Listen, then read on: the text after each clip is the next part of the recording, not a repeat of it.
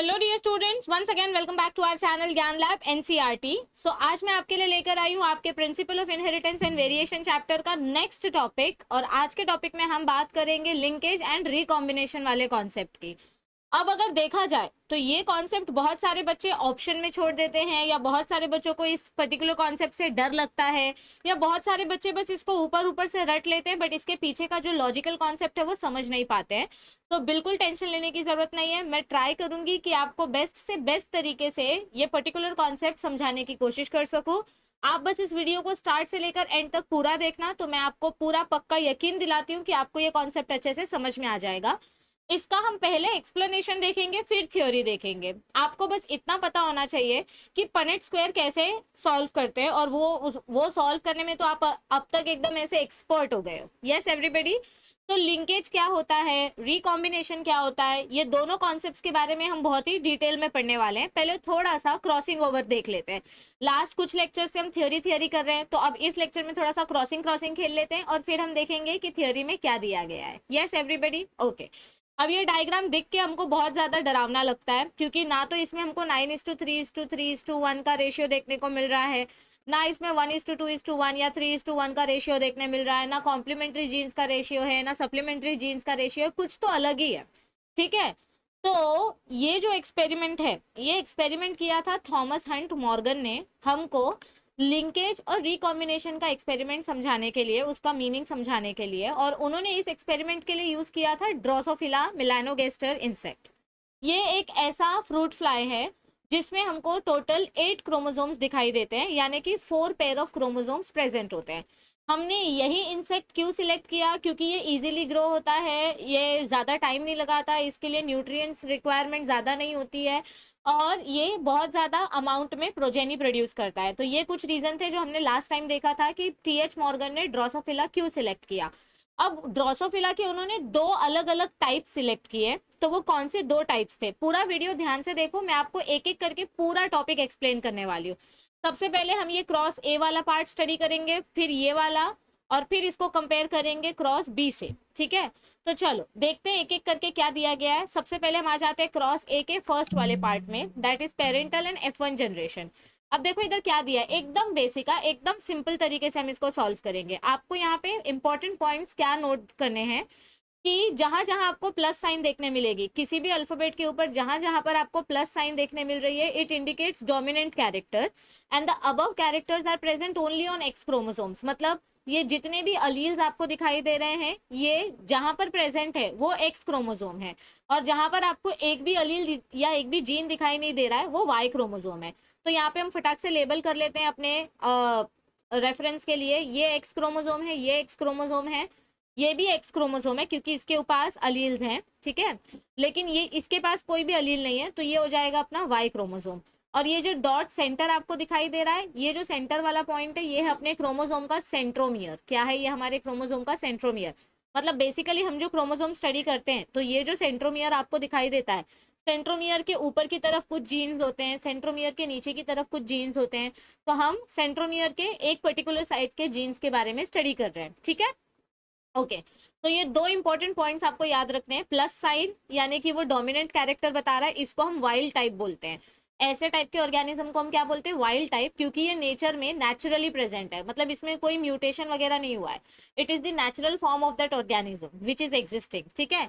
और दूसरा क्या दिया गया है कि ये जितने भी कैरेक्टर्स हैं, जिन भी क्रोमोसोम के ऊपर अलील्स प्रेजेंट होंगे, कैरेक्टर्स प्रेजेंट होंगे, वो क्रोमोसोम एक्स क्रोमोसोम हो जाएगा। ठीक है। चलो देखो इधर पे आपको कुछ और इंपॉर्टेंट चीजें क्या याद रखनी है। ड्रोसोफिला के 3 कैरेक्टर्स, जैसे मेंडल ने वटाना वाला जब एक्सपेरिमेंट किया था, मटर, हरा मटर यानी पीसम सटाइवम के ऊपर जब उन्होंने एक्सपेरिमेंट किया था, तो उन्होंने 7 कैरेक्टर्स कंसिडर किए थे, जैसे प्लांट की हाइट, फ्लावर की पोजीशन, फ्लावर का कलर, सी पॉड, अपना सीड का कलर, सीड का शेप, फिर उसके पॉड का कलर, पॉड का शेप, ऐसे 7 कैरेक्टर्स उन्होंने कंसिडर किए थे पीसम सटाइवम के।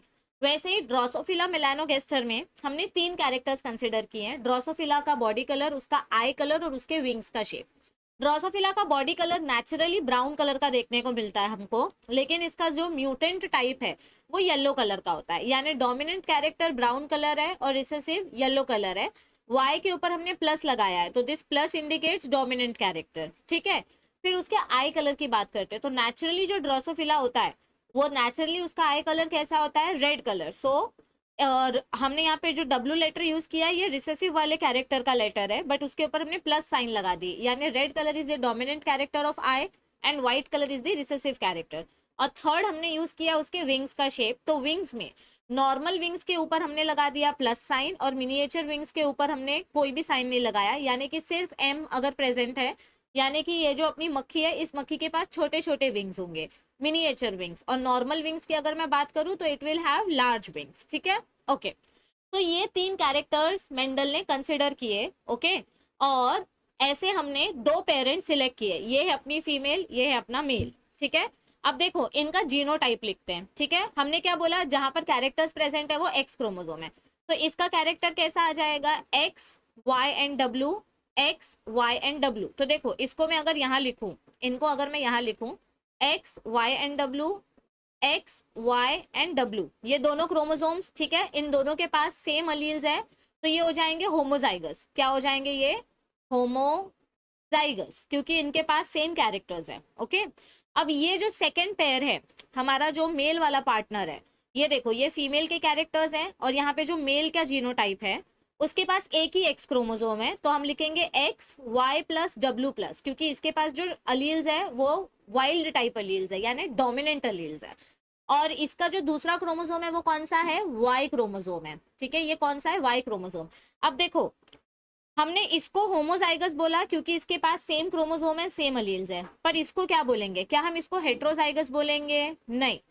हेट्रोजाइगस मतलब क्या होता है, जब आपके पास एक एक्स क्रोमोसोम है, इसके कोई ए बी अलील्स है, और दूसरा एक्स क्रोमोसोम है उसके पास ए बी, ऐसे कोई अलग अलग अलील्स है, यानी कि एक रिसेसिव एक डोमिनेंट, ऐसे अलग अलील्स दिखाई देते हैं, या फिर ऐसा कोई अलील दिखाई देगा, तो इसको आप हेट्रोजाइगस बोलते हो। यानी क्रोमोसोम सेम होना चाहिए, सिर्फ उसके कैरेक्टर्स अलग होने चाहिए, तो उसको हम हेट्रोजाइगस बोलते हैं। बट यहाँ पर सिर्फ एक ही क्रोमोसोम के पास कैरेक्टर है, दूसरे क्रोमोसोम के पास तो हमने कोई कैरेक्टर लिए ही नहीं है, मेल का कोई कैरेक्टर हमने इधर कंसिडर किया ही नहीं है। तो ये ऐसे पेयर को जहां पर सिर्फ एक क्रोमोसोम के ऊपर अलील्स होते हैं और दूसरा क्रोमोसोम टोटली डिफरेंट होता है, ऐसे पेयर को हम हेट्रोजाइगस नहीं बोलते, ऐसे पेयर को हम बोलते हैं हेमीजाइगस। ऐसे पेयर को हम क्या बोलते हैं, हेमीजाइगस क्रोमोसोम। अब इसका आपको नॉर्मल पनेट पेयर करना है, ठीक है।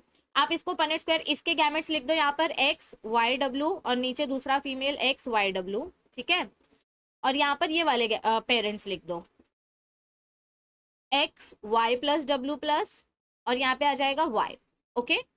अब इसका क्रॉस करो, तो यहाँ पर आपको फर्स्ट प्रोजेनी क्या मिलेगी, X Y W, X Y plus W plus, और यहाँ पे क्या प्रोजेनी मिलेगी, X Y W and Y, यहाँ पे X Y W, X Y plus W plus, और यहाँ पे एक्स वाई डब्ल्यू वाई, ठीक है। तो देखो 1:1 का रेशियो मिल रहा है, ये दोनों और ये दोनों सेम है, यानी कि 1:1 का रेशियो मिल रहा है, ओके। सो अभी आपको ढूंढना क्या है, देखो अच्छे से देखो, ये जो 2 ऑफस्प्रिंग्स हमको मिले हैं, ये दोनों ऑफस्प्रिंग्स में एक आपका डोमिनेंट है, एक आपका रिसेसिव टाइप है, ठीक है। एक दोनों ऑफस्प्रिंग में एक क्रोमोसोम डोमिनेंट है, एक क्रोमोसोम रिसेसिव है। तो यहाँ पर देखो, ये देखो X Y W and X Y plus W plus, तो एक जनरेशन हमको ऐसी मिल रही है, और दूसरी जनरेशन में हमको क्या देखने को मिल रहा है, दूसरी जनरेशन में एक के पास वाई क्रोमोसोम है और एक के पास वाई एंड डब्ल्यू, ऐसे डोमिनेंट रिसेसिव अलील्स है।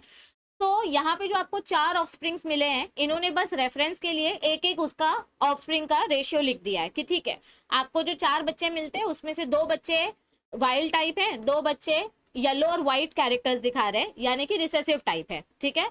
तो उन्होंने 1:1 का रेशियो यहाँ पर हमको दिखाया है। Now this is our F1 generation. सबको यहाँ तक का पनेट स्क्वायर समझ में आया। अब इसका हम F2 जनरेशन कैलकुलेट करेंगे। अब देखो F2 जनरेशन यहाँ पे करने के लिए हम इसका सेल्फ पॉलिनेशन वगैरह नहीं करा सकते ना, we have to do it sexually, मतलब सेक्सुअल रिप्रोडक्शन करना है तो गैमेट्स वगैरह इधर पे सीन में आएंगे, क्योंकि ये प्लांट तो है नहीं कि आपने same pollen grain same stigma के ऊपर डस्ट कर दिया तो वो सेल्फ पॉलिनेशन कर लेंगे, नो। तो यहाँ पे हमको क्या करना पड़ेगा, अब हम इसी के ऑफस्प्रिंग्स को आपस में क्रॉस कराएंगे। तो F2 जनरेशन के लिए what are we going to do, F2 generation में ध्यान से देखना, यहाँ पे क्या करने जा रहे हैं हम, यस ये देखो, ये जो हमारा F2 जनरेशन है, हम पहले इसका जीनोटाइप लिख लेंगे। पहला जीनोटाइप अपने को क्या मिला है, ये, यानी कि एक्स वाई डब्ल्यू ये वाला क्रोमोसोम, और ये नीचे वाला X Y plus W plus. Yes everybody, तो देखो इधर पे मैंने क्या लिख लिया, X Y W, X Y plus W plus. Okay, और इसको हम दूसरे ऑफस्प्रिंग से क्रॉस करा रहे हैं, यानी ये वाला। तो इसका जीनोटाइप क्या आएगा, एक्स वाई डब्ल्यू, और इसका जीनोटाइप आएगा सिर्फ वाई, क्योंकि इसके पास कोई कैरेक्टर नहीं है। तो एक्स वाई डब्ल्यू और यहाँ पे सिर्फ आ जाएगा Y. Is this clear everybody? Okay, अब इसका हम क्रॉसिंग करेंगे। क्या करेंगे, इसका हम क्रॉसिंग करेंगे। अब देखो आपको एक चीज अगर याद होगी, हम क्रॉसिंग ओवर यानी कायस्माटा फॉर्मेशन किसके बीच में कर सकते हैं, जब क्रोमोसोम सेम होता है, सिर्फ उसके कैरेक्टर्स अलग होते हैं, तो इनके बीच में हम क्रॉसिंग ओवर कर सकते हैं। मतलब अगर मैं फॉर एग्जांपल बोलूं तो ये देखो, ये डायग्राम अच्छे से देखो, ये देखो, मैं इनके बीच में क्रॉसिंग ओवर कर सकती हूँ। अगर मैं इसको जूम आउट करके बताऊं तो ये देखो, मैं इनके बीच में ऐसा क्रॉसिंग ओवर कर सकती हूँ। Can you see this? फिर से इसको जूम करती हूँ, ये देखो, कैन यू सी? मैं इनके बीच में, तो इनके बीच में जब मैं क्रॉसिंग ओवर करूंगी तो मुझे जीनोटाइप कैसा मिलेगा, वाई डब्ल्यू प्लस। ये एक पेरेंट मिलेगा और दूसरा पेरेंट वाई प्लस डब्ल्यू। देखो पहला पेरेंट क्या मिलेगा, वाई डब्ल्यू प्लस, दूसरा पेरेंट क्या मिलेगा, वाई प्लस डब्ल्यू। लेकिन मैं सेम क्रॉसिंग यहाँ पे कर सकती हूँ क्या, कैसे कर सकती हूँ, यहाँ पे तो y के ऊपर कोई कैरेक्टर ही नहीं है जो हमने स्टडी में लिया है, तो यहाँ पे आपको एक ही टाइप का जीन मिलेगा, एक एक्स वाई डब्ल्यू और एक y, बस। यहाँ पे आप कोई भी रिकॉम्बिनेशन फॉर्म कर ही नहीं सकते, क्रॉसिंग ओवर कर ही नहीं सकते। तो पहले हम क्या करेंगे, पहले हम पेरेंटल जीनोटाइप लेंगे, यानी सेम, ये देखो, ये जो पेरेंट्स टाइप है वाइल्ड टाइप, ये जो वाइल्ड टाइप कैरेक्टर्स हमको दिख रहे हैं, हम इनका ही क्रॉसिंग ओवर पहले कराएंगे। तो चलो इसका पनेट स्क्वायर बनाते हैं। ये हमने लिख दिया इधर पे एक्स वाई डब्ल्यू, और ये हमने लिख दिया यहाँ पे X Y plus W plus. यहाँ तक क्लियर है सबको? ओके, और अब ये मेल्स, ठीक है, तो यहाँ पे हमने लिख दिया एक्स वाई डब्ल्यू और यहाँ लिख दिया वाई। ओके, डन, ठीक है। अब इनका क्रॉसिंग ओवर करो तो आपको फर्स्ट ऑफस्प्रिंग क्या मिलेगा, let's see, X Y W, X Y W, और यहाँ पे क्या मिला हमको, X Y plus W plus X Y W. यहाँ पे क्या मिलेगा, X Y W Y, X Y plus W plus and Y. अब देखो ये जो अपना F2 जनरेशन में कैलकुलेट कर रही हूँ, ये जो जीनोटाइप हमको मिला है, इस जीनोटाइप को हम पेरेंटल टाइप क्यों बोलते हैं, क्योंकि ये कौन सा कैरेक्टर दिखा रहा है बेटा हमको, देखो इधर पे F1 जनरेशन में हमको एक्स वाई डब्ल्यू जो मिला है ये भी अपना पेरेंट्स है, और X Y plus W plus जो मिला है ये भी अपना पेरेंटल है, मतलब पेरेंट जैसा ही कैरेक्टर दिखाई दे रहा है। तो इसीलिए इस जीनोटाइप को हम बोलते हैं पेरेंटल जीनोटाइप। क्या बोलते हैं इसको हम, पेरेंटल जीनोटाइप। अब इसके ऑफस्प्रिंग्स को मैच करो, ठीक है, इनके ऑफस्प्रिंग्स को मैच करो। मैं नंबर दे देती हूँ, हमको टोटल 8 ऑफस्प्रिंग्स मिले हैं, 1 2 3 4 5 6 7 8। अब इसमें से फर्स्ट वाला ऑफस्प्रिंग मैच करो, ये जो फर्स्ट वाला ऑफस्प्रिंग है इसको मैच करो और बताओ, एक मिनट, हाँ, ये जो फर्स्ट वाला ऑफस्प्रिंग है इसको मैच करके बताओ ये किसके साथ मैच कर रहा है, दो एक्स के ऊपर Y W. Can you see this? ये देखो ये इसके साथ मैच कर रहा है। चलो तो ये वाला एक ऑफस्प्रिंग अपने को मिल गया, ये हमने कट कर दिया। अब ये वाला ढूंढो, एक्स वाई डब्ल्यू वाई, चलो ढूंढो X Y W and Y. ये देखो ये मिला आपको सेकेंड वाला जनरेशन। चलो ये भी क्रॉस कर दो। Next y plus W plus Y W, दोनों एक्स क्रोमोसोम है, एक के पास y प्लस डब्ल्यू प्लस और एक के पास वाई डब्ल्यू। ये देखो y plus W plus and Y W, तो ये भी हो जाएगा अपना कट और ये भी हो जाएगा अपना कट। और अब ये लास्ट में y प्लस डब्ल्यू प्लस और y, ये देखो तो ये भी कट हो गया। यानी ये चारों जनरेशन हमको मिले पेरेंटल जीनोटाइप से, मतलब जब हमने पेरेंट्स जैसा जीनोटाइप लिया, ठीक है, ओरिजिनल पेरेंट्स का जो जीनोटाइप था, जब हमने ये जीनोटाइप लिया तो हमको ये 4 ऑफस्प्रिंग्स मिले। ओके, और ये चारों ऑफस्प्रिंग कैसे हैं, पेरेंटल टाइप हैं। ये चारों ऑफस्प्रिंग कैसे हैं, पेरेंटल टाइप, यानी पेरेंट जैसे ही कैरेक्टर्स हमको इधर दिखाई दे रहे हैं, कोई भी नया रिकॉम्बिनेशन कैरेक्टर नहीं दिखाई दे रहा। देखो यहाँ पर कहीं पर भी आपको नया रिकॉम्बिनेशन दिखाई दे रहा है क्या, नहीं, सारे कैरेक्टर्स अपने ओरिजिनल पेरेंट से ही मैच कर रहे हैं, ठीक है। अब अगर मैं थोड़ा सा इस जीन को ट्विस्ट कर दूं, थोड़ा सा जीनोटाइप ट्विस्ट कर दूं, जैसे कि मैंने आपको इधर बोला था कि अगर मैं इनके बीच में ऐसे एक्स वाई डब्ल्यू प्लस और एक्स वाई प्लस डब्ल्यू, ऐसा अगर जीनोटाइप ले लूं तो ये देखो, इधर ध्यान से देखो, थोड़ा सा जूम करती हूँ, लुक हियर, इनको वाई डब्ल्यू प्लस ऐसा अगर करूँ, ये देखो वाई डब्ल्यू प्लस और y प्लस डब्ल्यू अगर ऐसा ले लूं तो क्या रिजल्ट आएगा, लेट्स सी हमको रिकॉम्बिनेशन मिलता है कि नहीं। आपको यहां तक समझ में आया है पक्का? All right, all right. तो अब हम देखते हैं कि हमको ये रिकॉम्बिनेंट जनरेशन जो है, ये रिकॉम्बिनेंट जनरेशन हमको कैसे मिल रही है, क्योंकि मैक्सिमम हमको यहाँ पे पेरेंटल टाइप जनरेशन कैसे मिला वो हमने देख लिया। तो देखो ये जो अपना जीनोटाइप है, इसको अगर मैं ऐसे ड्रॉ करूँ, प्लीज मेरे मार्कर को फॉलो करो, ये जो मेरा जीनोटाइप मतलब क्रोमोसोम्स हैं, इन क्रोमोसोम्स को अगर मैं ड्रॉ करूँ तो ये कुछ इस तरीके से दिखाई देंगे। हाँ, समझो ये एक क्रोमोसोम है, यहाँ पे सेंट्रोमियर है, ये क्रोमोसोम है, यहाँ पे सेंट्रोमियर है, यहाँ पे आपका एक क्रोमोसोम पे ये वाला फर्स्ट वाला जो क्रोमोसोम है एक्स क्रोमोसोम, इस पे वाई डब्ल्यू जीन है, और दूसरे वाले एक्स क्रोमोसोम पे वाई प्लस डब्ल्यू प्लस वाला जीन है। अब मैं इनके बीच में क्या करने जा रही हूँ, क्रॉसिंग ओवर, यानी कि कुछ इस तरीके से ये वाला वाई इस एक्स डब्ल्यू प्लस के साथ, ठीक है, ध्यान से देखो क्या कर रही हूँ मैं इधर पे, ये वाला वाई इस डब्ल्यू प्लस के साथ, और अब y प्लस डब्ल्यू के साथ, तो दूसरा वाला कैसा हो जाएगा, ऐसा, ये y प्लस इस w के साथ, तो इस तरीके से दिखाई देगा। तो अब हम जो जीनोटाइप बनाएंगे, एक क्रोमोसोम पे होगा y w प्लस और दूसरे पे होगा y प्लस w, ठीक है। तो चलो इधर लिखते हैं ये जीनोटाइप। ओके, पहला जीनोटाइप आएगा x और x, दोनों XX क्रोमोसोम ही रहेंगे, एक के ऊपर आएगा y w प्लस और यहाँ पे आएगा y प्लस w, ये हमने बनाए रिकॉम्बिनेंट्स, ठीक है, ये हमारे न्यू जीनोटाइप है, मतलब हमने क्रॉसिंग ओवर की ना, हमने दो अलग अलग क्रोमोसोम को कंबाइन किया, उसको बोलते हैं रिकॉम्बिनेशन। तो जब हम इसको रिकम्बाइन कर रहे हैं तो हमको ऐसा जीनोटाइप मिल रहा है। अब यहाँ पे जो दूसरा क्रोमोसोम है, जो दूसरे पेरेंट हैं, ये देखो, ये एक्स क्रोमोसोम है, ये वाई क्रोमोसोम है, यहाँ पे एक के पास वाई डब्ल्यू है, और ये जो वाई क्रोमोसोम है इसके पास तो कोई अलील नहीं है, तो इनके बीच में क्रॉसिंग ओवर होगा ही नहीं। यस एवरीबडी, तो ये जैसे थे ये वैसे के वैसे ही रहेंगे।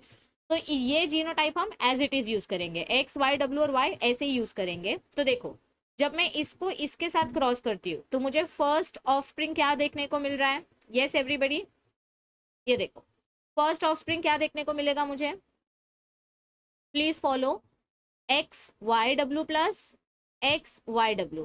दूसरा ऑफस्प्रिंग क्या देखने को मिलेगा, एक्स वाई डब्ल्यू प्लस, जब मैं इसको इसके साथ क्रॉस कर रही हूँ वाई, क्लियर। चलो ये दोनों मार्कर मिटा देती हूँ, अब मैं इसको इसके साथ कर रही हूँ, so X Y plus W X Y W, और जब मैं इसको इसके साथ क्रॉस कर रही हूँ so X Y plus W and Y, ठीक है। ओके, अब मैच करो, अब मैच करो ये ऑफस्प्रिंग्स किसके साथ मैच हो रहा है, ये वाला ऑफस्प्रिंग किसके साथ मैच हो रहा है, Y W plus Y W, ये देखो वाई डब्ल्यू प्लस, नहीं ये नहीं है, हाँ ये देखो Y W plus Y W, तो 8 वाला गया, इसको हम कट कर देंगे, ये कट। अब ये वाला देखो, एक के पास वाई क्रोमोसोम है, मतलब या तो ये होगा या तो ये होगा, लुक हियर, या तो ये होगा या तो ये हो गया, ठीक है। अब इन दोनों में से वाई डब्ल्यू प्लस है, यानी कि 6th वाला ऑफस्प्रिंग होगा, ठीक है। तो 6th वाला ऑफस्प्रिंग भी अपना कट हो गया, और इसको भी हम कर देंगे कट। अब ये देखो y plus W and Y W, so y plus W and Y W, ये हो गया 7th वाला ऑफस्प्रिंग कट, यस एवरीबडी। और ये दूसरा लास्ट में जो बचा वही है हमारा, यस एवरीबडी।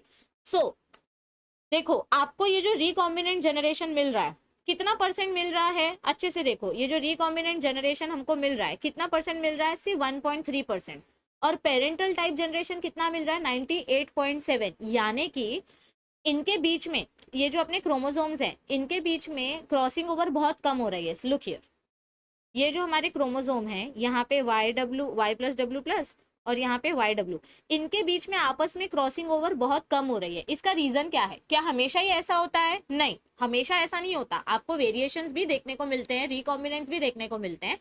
तो ये हम समझेंगे एक्सपेरिमेंट नंबर 2 से, क्रॉस बी से। यहाँ पे आपको समझो, देखो पेरेंटल टाइप ये वाला जो जनरेशन है ये आपको 98.7% यानी 99 टाइम्स हमको ऐसे ही ऑफस्प्रिंग्स मिलेंगे जो पेरेंट्स जैसे दिखेंगे, ठीक है, डोमिनेंट कैरेक्टर्स, और सिर्फ 1.3% हमको रिकॉम्बिनेशन देखने को मिल रहा है।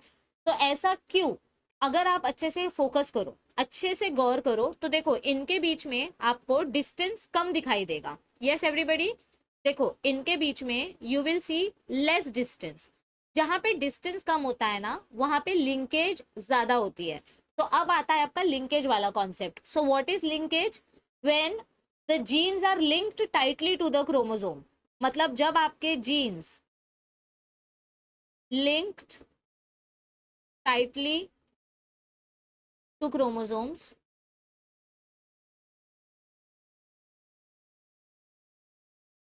it cannot show crossing over.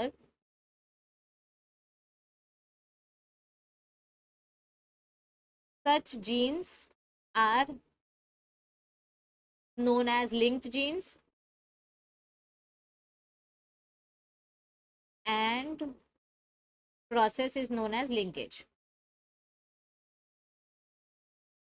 Okay तो मतलब क्या बताया गया है कि समझो आप पुणे में रहते हो अपने बेस्ट फ्रेंड्स के साथ, तो आप दोनों बेस्ट फ्रेंड हो, आप दोनों के बीच में कोई तीसरा फ्रेंड नहीं आ सकता। भले ही आप किसी दूसरे शहर में मुंबई आ जाओ अपनी इंजीनियरिंग करने के लिए, बट फिर भी आप अपने पुणे वाले फ्रेंड के साथ रोज टच में रहते हो, रोज उससे बात करते हो। तो आप दोनों के बीच में कोई नहीं आ सकता क्योंकि आप दोनों के बीच का डिस्टेंस कम है, आप दोनों एकदम जिगरी यार हो। तो जहां पर डिस्टेंस कम होता है वहां पे लिंकेज ज्यादा होता है, यानी कि वहां पे बॉन्ड इतना स्ट्रांग होता है कि वहां पे क्रॉसिंग ओवर हो ही नहीं सकती। और फिर जब आप डिग्री करके वापस पुणे जाओगे तो आपकी फ्रेंडशिप वैसी ही रहेगी जैसे पहले थी, यानी कि आपको पुराना रिलेशनशिप ही देखने मिलेगा, पेरेंटल टाइप जनरेशन देखने को मिलेगा 98.7%।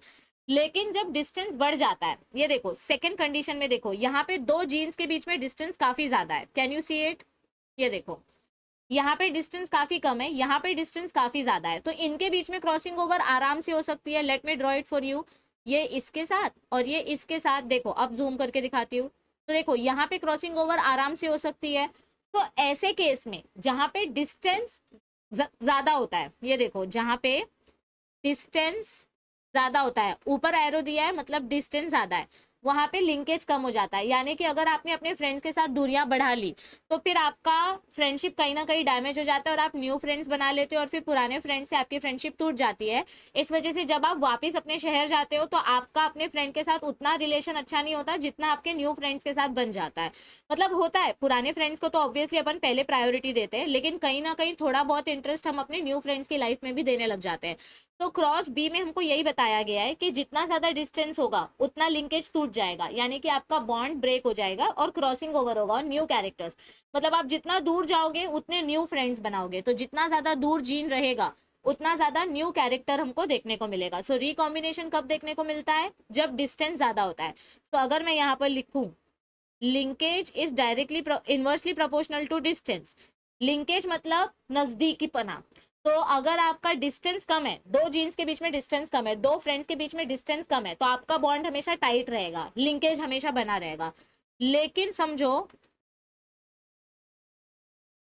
अगर लिंकेज ज्यादा है तो रिकॉम्बिनेशन देखने को मिलेगा क्या? मतलब अगर आप अपने सिर्फ पुणे वाले फ्रेंड्स के साथ ही बात करते हो, आप न्यू फ्रेंड बनाओगे ही नहीं, तो आपके नए दोस्त बनेंगे क्या? नहीं बनेंगे। So linkage is also inversely proportional to recombination, यानी कि अगर आपके बीच में डिस्टेंस कम है तो आप न्यू फ्रेंड्स नहीं बनाओगे, न्यू वैरायटी नहीं बनेगी। सो रिकॉम्बिनेशन नहीं होगा, उसको बोलते हैं लिंकेज प्रोसेस, क्योंकि क्रॉसिंग ओवर ही नहीं हो रहा है, क्योंकि दो जीन्स के बीच में डिस्टेंस ही नहीं है। तो आपको ये पूरा प्रोसेस समझ में आया कि कब लिंकेज होता है और कब रिकॉम्बिनेशन होता है। जब डिस्टेंस कम होगा तो लिंकेज होगा, जब डिस्टेंस ज्यादा हो जाएगा तो आप न्यू फ्रेंड्स बनाओगे और रिकॉम्बिनेशन होगा। यस एवरीबडी, तो अब थोड़ा सा थ्योरी देख लेते हैं। तो मॉर्गन ने ये एक्सपेरिमेंट कैरी आउट किया, डायहाइब्रिड क्रॉस का फिनोमिनन यूज किया, लेकिन इसमें हमको 9:3:1 का रेशियो देखने नहीं मिला। इन्होंने सेक्स लिंकेज समझने की कोशिश की। ये क्रॉसेस सेम डायहाइब्रिड क्रॉस के जैसे सेम थे जो मेंडल ने पी प्लांट में किया था। फॉर एग्जाम्पल मेंडल ने येलो बॉडी वाले ड्रोसोफिला को, जिसकी आंखें व्हाइट कलर की है, इसको क्रॉस किया उन्होंने ब्राउन बॉडी रेड आई मेल के साथ। मतलब इन्होंने ऐसी फीमेल ली जिसकी बॉडी येलो कलर की है और आंखें व्हाइट कलर की है, और इसको कौन से मेल के साथ क्रॉस किया? डोमिनेंट मेल के साथ, जिसका बॉडी ब्राउन कलर का और आंखें रेड कलर की है। And he intercrossed their F1 progeny, और F1 प्रोजेनी को हमने क्रॉस किया तो हमको क्या देखने को मिला कि ये दो जीन सेग्रीगेट ही नहीं हो रहे। मतलब जब हमने F1 जनरेशन ऑब्टेन की तो हमको F1 जनरेशन वापस से सेम पेरेंटल टाइप ही देखने मिल रही है, ऐसी और ऐसी, यानी सेम कैरेक्टर्स एक्सप्रेस हो रहे हैं, wild type and yellow white. जो पेरेंट का जनरेशन था वही हमको ऑफस्प्रिंग में देखने मिला, तो सेग्रीगेशन हुआ ही नहीं। And F2 ratio deviated very significantly, और जो F2 जनरेशन हमने ऑब्टेन किया, ये देखो F2 generation die hybrid cross में 16 बच्चे मिलते हैं, यहाँ पे 8 ही बच्चे मिल रहे हैं। तो ये रेशियो भी 9:3:3 सॉरी कहाँ गई मैं, हाँ 9:3:3:1 के रेशियो से बहुत दूर था। तो it is not following Mendel's dihybrid cross, मतलब डाई हाइब्रिड क्रॉस जैसा है बट उसका रेशियो फॉलो नहीं हुआ। तो मॉर्गन और उसके ग्रुप को पता था that the genes located on the X chromosome and saw quickly that when the two genes in a dihybrid cross were situated on the same chromosome, the proportion of the parental gene combinations were much higher. मतलब जब jeans आपके नजदीक है, समझो ये अपने 2 chromosome है, अगर इनके जीन्स आपस में नजदीक है तो आपको बार बार सेम कैरेक्टर देखने को मिलेगा, क्योंकि इधर पे क्रॉसिंग ओवर होगा ही नहीं। तो मॉर्गन ने ये कंक्लूड किया, he attributed this due to physical association और linkage of the two genes and coined the term linkage. तो मॉर्गन ने ये प्रिंसिपल के बेसिस पे हमको ये टर्म दिया लिंकेज, यानी कि जब जीन्स नजदीक होती हैं, when they are physically associated, जब वो एक दूसरे से चिपकी हुई होती है, तो इस फिनोमिनन को हम बोलते हैं linkage. And to describe this physical association and the term recombination to describe the generation of non parental gene recombination. मतलब उन्होंने ये जो 2 डायग्राम हमको दिए, ये जो 2 एक्सपेरिमेंट उन्होंने किया, experiment number 1 and experiment number 2, ये 2 एक्सपेरिमेंट से हमको लिंकेज और रिकॉम्बिनेशन का कॉन्सेप्ट समझ में आया। यानी जब डिस्टेंस कम होगा तो लिंकेज ज्यादा होगा, यानी रिकॉम्बिनेशन नहीं मिलेगा। जब लिंकेज जब डिस्टेंस ज्यादा होगा तो लिंकेज कम होगी, गैप ज्यादा बढ़ जाएगा, और फिर न्यू वेराइटी यानी न्यू फ्रेंड्स बनाओगे, यानी आपको न्यू रिकॉम्बिनेशंस देखने को मिलेंगे। तो Morgan and his group also found that when genes were grouped on the same chromosome, कुछ जीन्स एकदम टाइटली लिंक्ड होती हैं जहां पे रिकॉम्बिनेशन नहीं होता है, और कुछ जीन्स थोड़ा लूज, थोड़ा दूर दूर होती है जहां पे हमको रिकॉम्बिनेशन ज्यादा देखने को मिलता है। फॉर एग्जाम्पल व्हाइट और येलो वाले जीन्स एकदम टाइटली लिंक थे, इसीलिए इनके बीच में हमको सिर्फ 1.3% रिकॉम्बिनेशन देखने मिला। लेकिन व्हाइट एंड मिनिएचर विंग वाले जो ड्रोसोफिला थे, उनके बीच में डिस्टेंस काफी ज्यादा था। ओके, यानी W और M, ये देखो व्हाइट एंड मिनिएचर विंग वाले क्रॉस बी में W और M यूज किया है ना, यानी व्हाइट एंड मिनिएचर विंग, इनके बीच में डिस्टेंस ज्यादा है, इसीलिए इधर रिकॉम्बिनेशन 37.2 देखने को मिला। Yes everybody. His student Alfred Sturtevant used the frequency of recombination between gene pairs on the same chromosome as a measure of the distance between genes and mapped their position on the chromosome. तो इनके जो student थे, Morgan के जो student थे, उन्होंने ये gene की पोजीशन लोकेट की। And today genetic maps are extensively used, और आज के टाइम पे हम डिस्टेंस के बेसिस पे बताते हैं कि क्रॉसिंग ओवर होगा कि नहीं होगा, और इसी के बेसिस पे पूरा का पूरा ह्यूमन जीनोम सीक्वेंस यानी ह्यूमन जीनोम प्रोजेक्ट टिका हुआ है। Yes everybody. सो फिगर 5.11 में हमने यही सब देखा। What is figure 5.11? ये आपका फिगर 5.11 है। इसमें हमने यही देखा कि कैसे आपका क्रॉस ए में आपको रिकॉम्बिनेशन नहीं देखने को मिल रहा है और क्रॉस बी में आपको रिकॉम्बिनेशन देखने को मिल रहा है। So please remember only one thing, ये पूरे कॉन्सेप्ट, ये पूरी वीडियो को आप 2 बार देखेंगे, मैं गारंटी देती हूँ आपको समझ जाएगा। बस एक चीज याद रखो, अगर फ्रेंड्स नजदीक रहेंगे तो वो न्यू फ्रेंड नहीं बनाएंगे, अगर फ्रेंड्स के बीच में डिस्टेंस कम है तो वो न्यू फ्रेंड्स नहीं बनाएंगे, यानी रिकॉम्बिनेशन नहीं होगा। लेकिन अगर फ्रेंड्स के बीच में डिस्टेंस बढ़ गया तो वो न्यू फ्रेंड्स बनाएंगे, यानी रिकॉम्बिनेशन होगा। बस इतना समझ गया तो सब समझ गया। आई होप आपको ये वीडियो अच्छे से समझ में आई होगी। अगर समझ में आई है तो फटाफट से टेलीग्राम चैनल ज्वाइन करो, ऐसे बहुत से इंटरेस्टिंग वीडियो के अपडेट्स मिलते रहेंगे यहाँ पर, और चैनल को सब्सक्राइब करो। And you can also become a part of our channel live buffering, यहाँ पे आपको एंटरटेनमेंट भी मिल जाता है। So I hope you enjoyed this video. अगर वीडियो अच्छी लगे तो चैनल को सब्सक्राइब करो, शेयर करो, लाइक करो, और अगर और भी कोई पर्टिकुलर टॉपिक पे आपको वीडियो चाहिए तो कमेंट करो, हम कोशिश करेंगे कि आपके सारे कमेंट्स का जो भी क्वेश्चन है उसका आंसर कर सके। तो I see you very soon. Next time हम इस टॉपिक के ऊपर कुछ क्वेश्चन सॉल्व करेंगे और आगे का टॉपिक स्टार्ट करेंगे। तो bye bye everybody, all the best, take care, see you soon, thank you.